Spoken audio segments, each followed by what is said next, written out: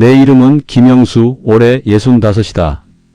은퇴 후 인생의 황혼을 맞았다고 생각했지만 현실은 태양이 지는 노을빛보다 더 붉고 뜨거운 불협화음의 연속이었다. 나는 내 인생이 아주 잘 설계된 건물이라고 자부해왔다. 튼튼한 기초, 완벽한 구조. 하지만 그 견고함 아래에서 내 아내 정희는, 내 형 영호는, 그리고 내 여동생 영민은 모두 서늘한 바람을 맞고 있었던 것 같다. 내가 가장 사랑하고 가장 보호하려 했던 내 사람들로부터 나는 지금 철저하게 고립되어 있었다. 내 65번째 생일날 저녁, 정희는 잔치상을 차렸다. 상다리가 휘어질 만큼 꽉 채워진 음식들, 잡채와 갈비찜, 전복초와 신선한 회까지. 하지만 자식들은 바쁘다는 핑계로 화상통화로 얼굴만 비췄고 결국 나와 정희 단 둘만의 저녁 식사가 되었다. 접시를 앞에 두고 왠지 모를 씁쓸함이 목을 타고 넘어왔다. 늘 이런 식이었다. 나는 성실했고 가족을 부양했고 내 의무를 다했다고 믿었다. 그런데 왜 이토록 공허할까? 내 곁에 앉아있는 정희의 눈빛마저도 낯설게 느껴졌다. 형님은 오시지 않으셨네? 내가 무심코 내뱉었다. 내 형 영호 말이다. 몇 년 전 사업에 실패하고 시골로 내려간 그는 내게 짐과 같았다. 내색은 안 했지만 나는 매달 생활비를 몰래 붙여주고 있었다. 형은 자존심이 강해 절대 내 도움을 받으려 하지 않았기에 나는 어머니가 쓰시던 통장에 돈을 넣어 형 몰래 이체하는 방식을 택했다. 내게는 그게 형을 향한 나의 최대한의 배려이자 오랜 형제간의 미움과 경쟁심을 씻어내려는 나만의 방식이었다. 나는 내 선의가 보이지 않는 손길이 되어 형의 삶을 지탱해 주리라 믿었다. 정희가 숟가락을 내려놓는 소리가 컸다. 금속이 식탁에 부딪히는 소리가 정적을 깨며 내 가슴에 박혔다. 오지 않으시는 게 당연하지 않나요? 당신은 형님을 늘 아래로 보잖아요. 어릴 때부터 형님은 당신 그림자였어요. 성공한 당신이 던져주는 돈, 그게 형님을 더 비참하게 만든다는 생각은 안 해봤어요?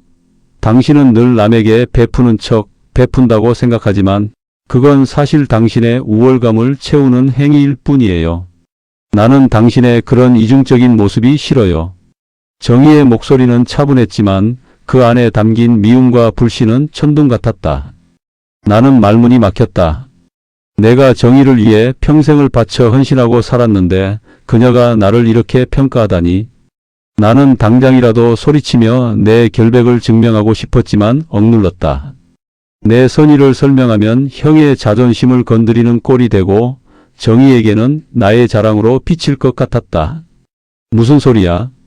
내가 형님한테 뭘 베풀어? 형편 어려운 거 알면서도 그냥 모른 척하고 지내는 것뿐인데. 나는 거짓말을 했다. 내가 매달 꼬박꼬박 300만 원씩 송금하고 있다는 사실을 정희에게 말할 수 없었다. 내 선의가 그녀에게는 또 다른 간섭이나 자랑으로 비칠까 두려웠다. 내 침묵과 거짓말은 그 순간 최악의 결과를 낳았다. 부부간의 이해와 용서의 기회를 걷어차버린 것이다. 정희의 눈빛이 싸늘하게 변했다. 의혹이 확신으로 바뀌는 무서운 순간이었다. 모른 척? 당신이 모른 척 한다고 생각해요? 내가 바보예요? 얼마 전 당신이 늦게 들어온 날 당신 서랍에서 우연히 통장을 봤어요. 어머니 이름으로 된 통장.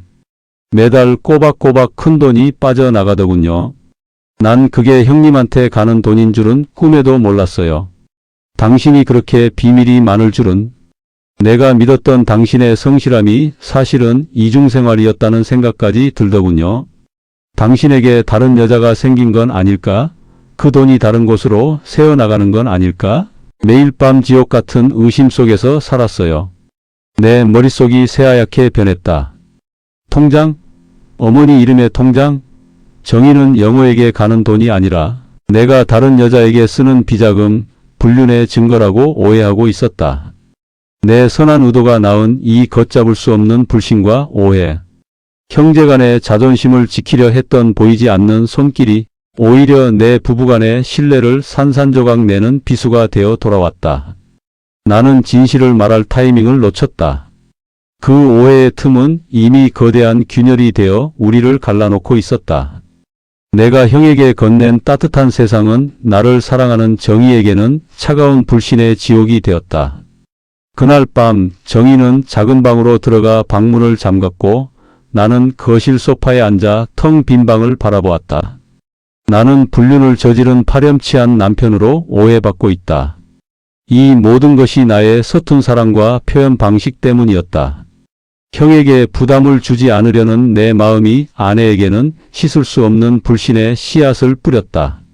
나는 이제 이 거대한 오해의 실타래를 어떻게 풀어야 할까? 밖으로는 내 형을 향한 보이지 않는 손길을 계속하면서 안으로는 아내의 의심을 풀어내고 무너진 부부의 신뢰를 다시 쌓아 올려야 한다.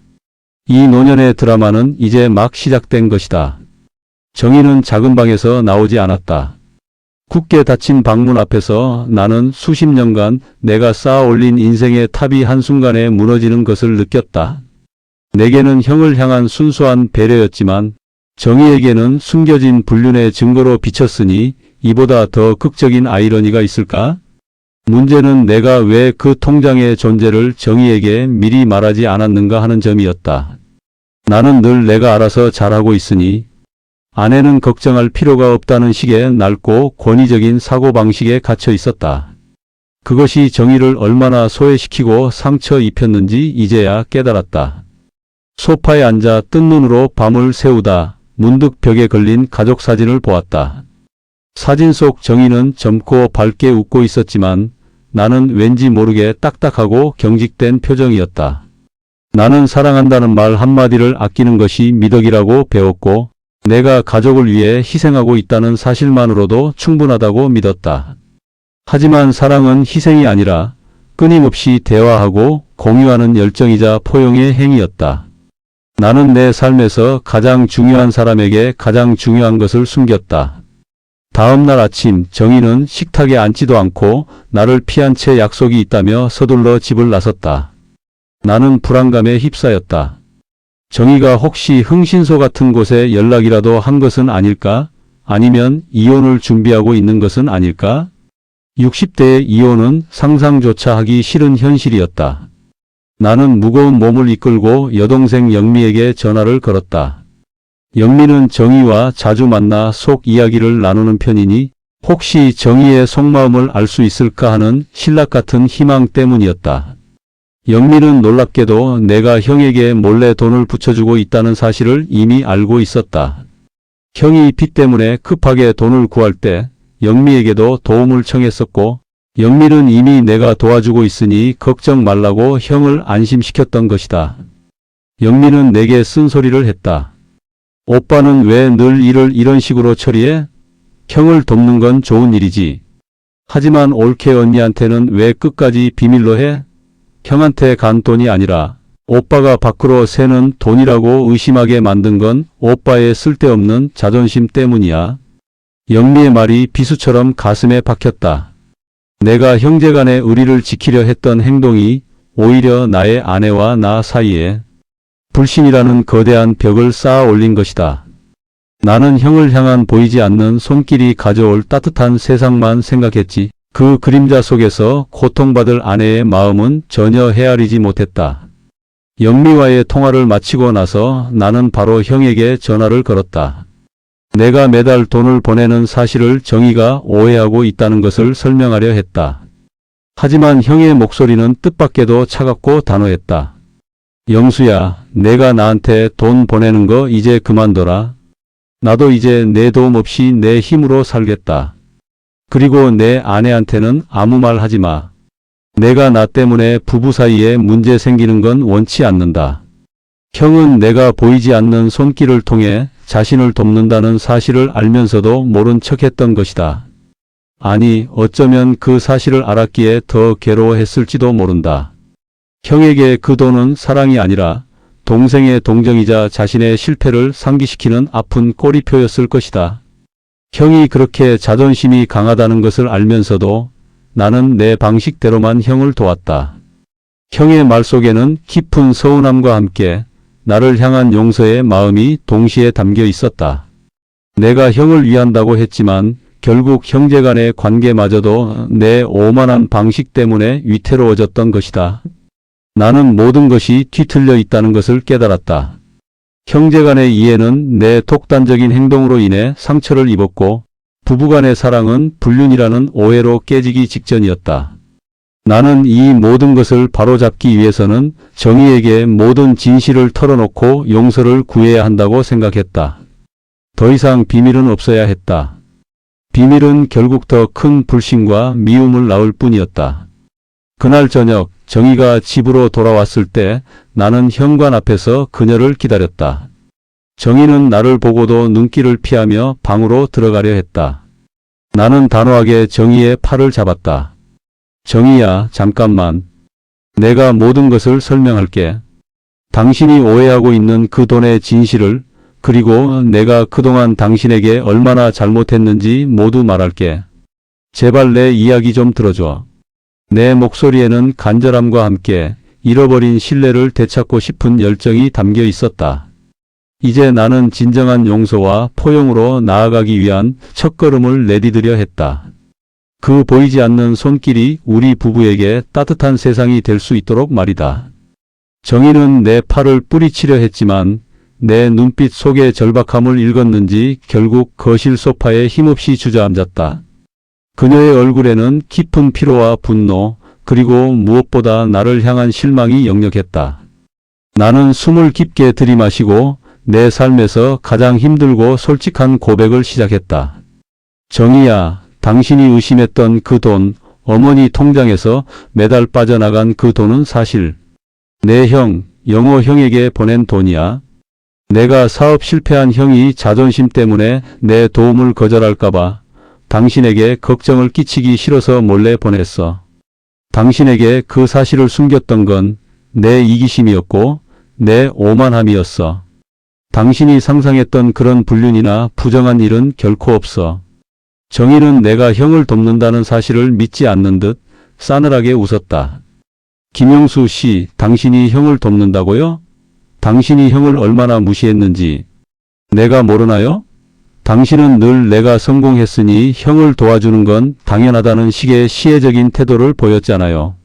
이제 와서 불륜을 덮기 위해 형을 방패로 삼는 거 아니에요?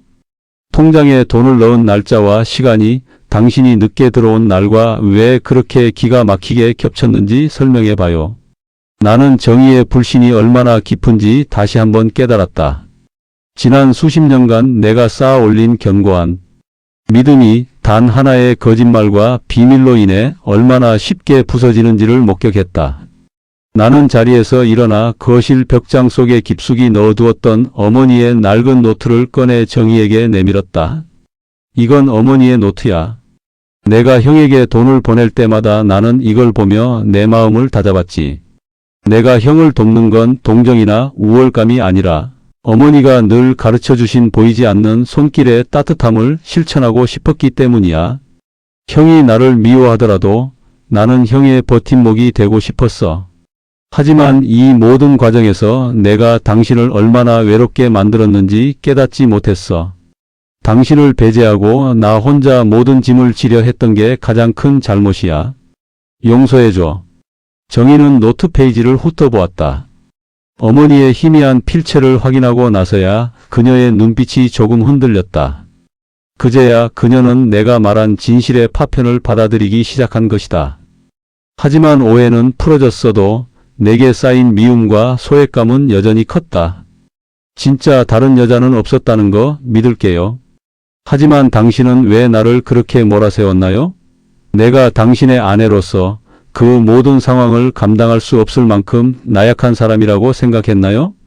당신은 늘 나를 집안 살림이나 하는 사람으로 취급했잖아요. 당신의 중요한 인생 계획에서 나는 늘 한 발짝 바깥에 서 있었어요. 그게 나를 얼마나 고통스럽게 했는지 알기나 해요? 내게는 당신의 비밀이 형에 대한 배려가 아니라 나를 향한 배신으로 느껴졌어요. 정희의 눈에서 마침내 눈물이 터져 나왔다.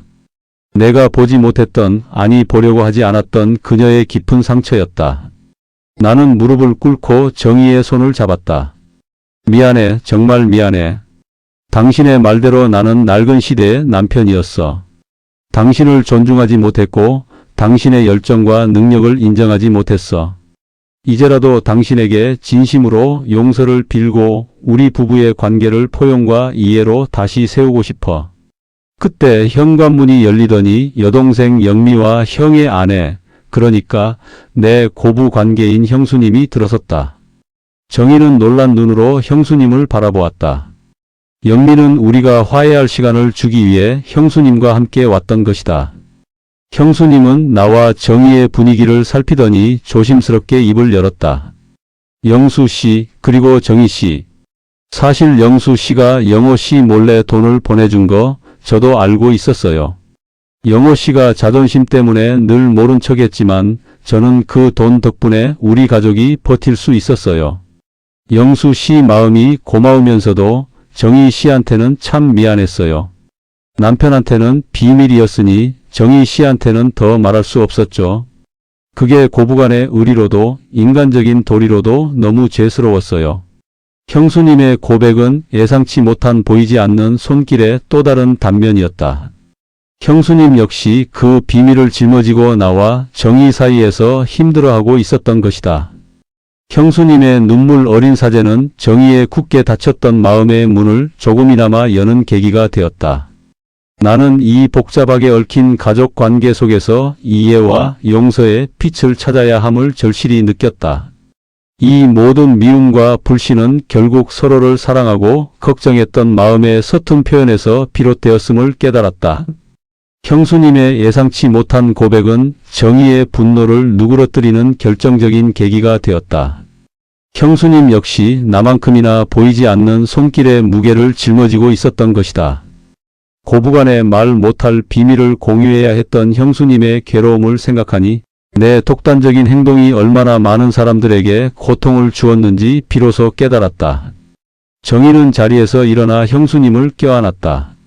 형수님, 저는 형수님을 의심하지 않았어요.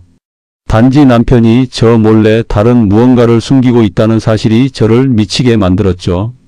하지만 형수님도 그 비밀 때문에 저한테 마음이 불편하셨을 걸 생각하니 저희끼리 이렇게 미워하고 불신하는 건 아닌 것 같아요.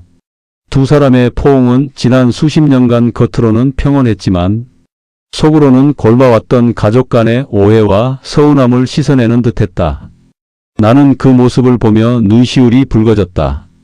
진정한 용서는 타인의 고통을 이해하는 데서 시작된다는 것을 깨달았다.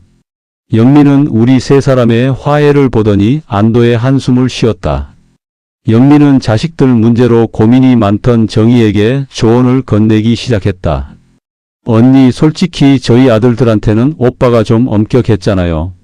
오빠가 보이지 않는 손길로 형을 돕는 것처럼 자식들한테도 말이나 잔소리 대신 보이지 않는 방식으로 따뜻한 지지와 격려를 보내야 해요. 언니도 오빠의 변화를 기다리는 만큼 자식들의 시행착오를 포용해줘야죠. 영미의 충고는 정희에게 또 하나의 깨달음을 주었다. 정희는 며느리와의 관계, 즉 고부간의 갈등에서도 비슷한 실수를 하고 있었다.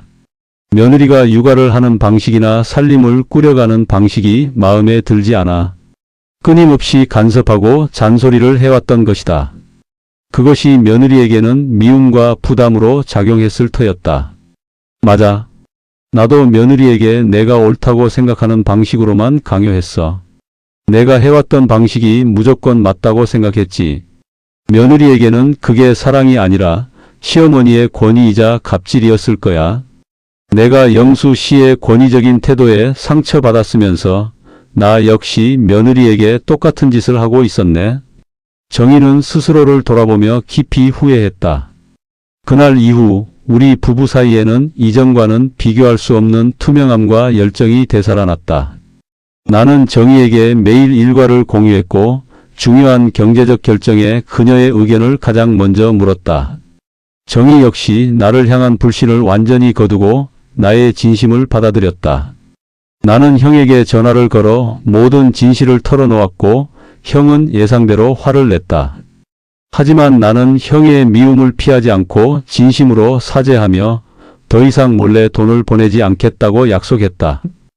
대신 형의 농사일을 도와주겠다며 주말마다 시골로 내려가겠다고 제안했다. 물질적인 지원 대신 몸으로 때우는 진정한 형제간의 사랑을 실천하기로 한 것이다. 나는 다음 주말 정희와 함께 형의 집으로 내려가기로 했다. 형에게 진심으로 이해와 용서를 구하고 형수님에게는 감사함을 전하기 위해서였다. 그리고 그곳에서 나는 오랫동안 연락이 끊겼던 친구 민규를 만날 계획이었다. 민규는 나의 사업 실패를 겪으며 나를 외면했던 친구였는데 사실은 그에게도 말 못할 사정이 있었다는 것을 나중에 영미에게 전해 들었다. 나는 이제 형제간의 얽힌 실타래를 풀고 친구 관계에서 생긴 오해와 단절까지도 회복하고 싶었다. 내가 가진 모든 미움과 불신을 포용으로 바꾸는 것이야말로 어머니가 말씀하신 보이지 않는 손길이 만든 따뜻한 세상을 완성하는 길이라고 믿었다. 정희와 함께 시골에 있는 형의 집으로 향하는 길은 마치 새로운 인생을 향해 나아가는 여정 같았다. 정희는 운전하는 내 손을 잡으며 당신이 이렇게 변할 줄은 몰랐어. 예전에 당신은 벽처럼 느껴졌는데 이제는 따뜻한 온기가 느껴져. 라고 말했다. 그녀의 말 한마디가 수백만 원의 금전적 지원보다 더 큰 사랑이었다. 형의 집에 도착하자 형 영호는 예상대로 굳은 표정으로 우리를 맞았다. 하지만 형수님은 정희와 영미가 보는 앞에서 나에게 따뜻한 국 한 그릇을 내밀었다. 식사 후 나는 형을 따로 불러냈다. 형은 헛간 옆 평상에 앉아 낚싯대를 손질하고 있었다. 형님, 지난 세월 동안 제가 형님을 물질적으로 도왔다고 생각했지만 사실은 형님의 자존심을 짓밟았다는 것을 이제야 깨달았습니다. 진심으로 사죄드립니다. 제가 형님께 보낸 돈은 형제간의 사랑이 아니라 제 오만함의 발로였습니다. 형은 잠시 말이 없었다. 긴 침묵 끝에 형이 입을 열었다. 영수야, 내 마음을 모르는 건 아니었다. 하지만 내가 나에게 돈을 보낼 때마다 나는 내 성공이 나의 실패를 확인시켜주는 것 같아 괴로웠다. 내가 너를 미워했던 건 사실 나 자신의 초라함을 미워했던 거다. 내가 내 아내에게 그 사실을 숨겼다는 걸 알았을 때 나는 내가 결국 나를 여전히 무시하고 있다고 생각했다. 하지만 내가 이렇게 직접 찾아와 사과하니 이제야 내 열정과 진심을 알겠다. 우리 이제는 돈 얘기 말고 그냥 형제로 살자. 형은 그렇게 말하며 내 어깨를 툭 쳤다. 형제간의 묵은 미움과 불신이 드디어 용서와 포용으로 바뀌는 순간이었다. 그날 오후 나는 형에게 약속했던 대로 농사일을 도왔다. 서툰 솜씨였지만 형은 이제 더 이상 나를 무시하지 않았다. 함께 땀을 흘리며 일하는 과정에서 우리는 말로 표현할 수 없는 형제애를 다시 확인했다. 그 모습은 정희와 형수님에게도 큰 기쁨을 주었다. 저녁 식사 후 나는 시골 마을회관 앞에서 오랫동안 연락이 끊겼던 친구 민규를 만났다. 민규는 몇 년 전 내가 사업에 실패했을 때 나를 피했던 친구였다. 나는 그를 보며 그동안 쌓였던 서운함과 오해 때문에 먼저 말을 꺼내지 못하고 망설였다. 민규가 먼저 다가왔다. 영수야, 내가 여기 온다는 소식 들었다. 나를 피하지 않아줘서 고맙다. 사실 내가 힘들 때 내가 너를 외면했던 게 아니다. 그때 우리 아버지가 큰 병으로 쓰러지셨는데 병원비 때문에 내가 너에게 오히려 돈을 빌려야 할까봐 무서웠다. 너마저 나를 짐처럼 여길까봐, 너의 친구 관계까지 망칠까봐 두려워서 일부러 연락을 끊었어. 너에게 불신을 준 게 아니라 내가 너무 비겁했던 거다. 민규의 진심 어린 고백은 내 가슴을 울렸다. 나는 그동안 민규를 나를 버린 배신자로 치부하며 미움을 키워왔는데 그에게도 말 못할 절박한 사정이 있었다는 것을 깨달았다. 시니어 세대의 삶이란 겉으로 보이는 성공과 실패 뒤에 수많은 보이지 않는 손길과 절망이 숨어 있다는 것을 다시 한번 확인했다. 민규야, 내가 너를 오해했구나. 너도 나만큼 힘들었을 텐데 내 생각만 했어. 괜찮아. 우리 이제 다 털어버리고 다시 예전처럼 지내자. 나는 민규와 뜨거운 포옹을 나누었다. 친구와의 오해가 풀리고 이해로 바뀌는 순간이었다. 집으로 돌아오는 길, 정희는 내 손을 잡으며 말했다. 당신이 이제야 진정한 어른이 된 것 같아. 형제와 친구, 그리고 나에게까지 보이지 않는 벽을 쳤던 당신이 이제는 보이지 않는 손길의 진정한 의미를 알게 된 것 같아. 나는 고개를 끄덕였다. 어머니가 말씀하신 보이지 않는 손길은 단순히 돈을 몰래 주는 선행이 아니었다. 그것은 이해를 바탕으로 한 포용이었고 용서를 전제로 한 사랑이었다. 내가 가족과 친구를 향해 보낸 서툰 열정이 오해와 불신을 낳았지만 이제 나는 그 모든 관계 속에서 투명한 소통이라는 진정한 따뜻함을 찾았다.